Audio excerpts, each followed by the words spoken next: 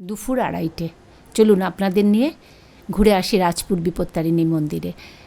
মনে আছে শীতকালে আমার হাজব্যান্ডের খুব শরীর খারাপ হয়েছিল, তখনই মনে মনে মাকে বলে রেখেছিলাম যদি সব ভালো হয় তোমার সঙ্গে দেখা করে আসব। আজ সেই কারণেই বেরিয়ে পড়া। আমার অনেক আগের ভিডিওতে বিপত্তারিণী মন্দিরের ভিডিও আছে, কিন্তু তাও ওই যে বলি যেখানেই যাই আপনাদেরকে তো সঙ্গে নিয়েই যাই। আর যে কোনো বিপদে পড়লে দেখবেন সে নিজের মা হোক আর গর্ভধারিণী মা হোক আর মন্দিরের মা এক অদ্ভুত শক্তি। চলে এসেছি মন্দিরে, দমদম থেকে মেট্রো করে চলে এসেছি। ঢুকেই দেখলাম মন্দির চত্বরে একটু ফাঁকা। প্রথমেই জুতো খুলে জুতো রেখে চলে এসেছি ওপরে। 4টে বেজে গেছে। আগে পুজো দিয়ে নিলাম। এখানে পুজো দেওয়ার সিস্টেমটা খুব সুন্দর।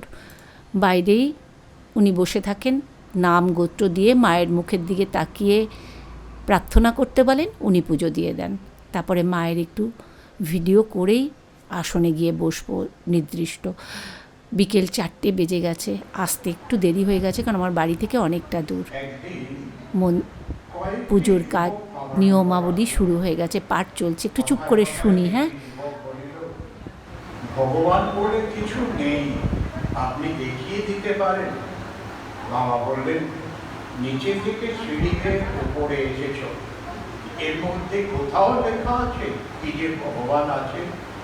ছেলেটি বলল না।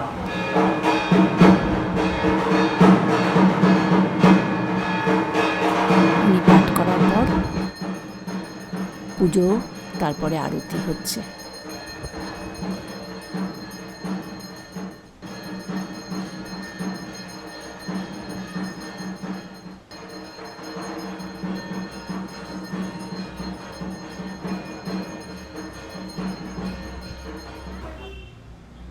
আরতি শেষে ঠাকুরের গান হয়েছে, কিন্তু সেটা ভিডিও তোলা বারণ। আরতিরও ভিডিও তোলা বারণ।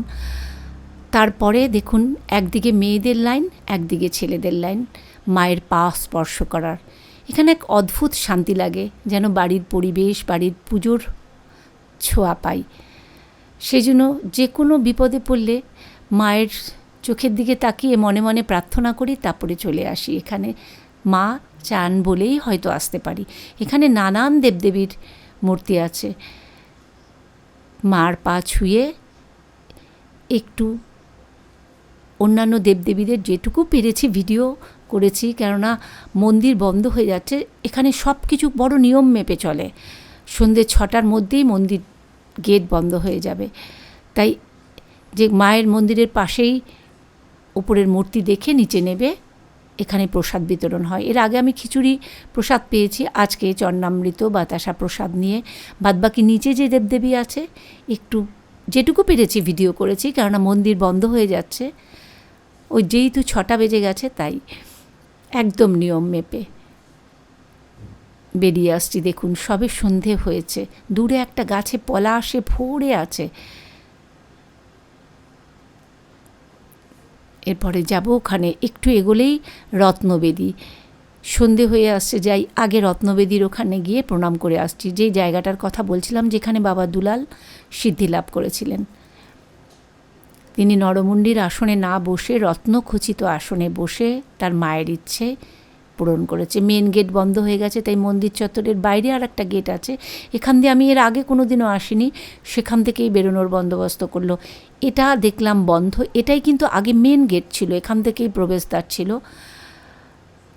এখন এটা বন্ধ করে দিয়ে পাশের গেটটা খুলে দিয়েছেন।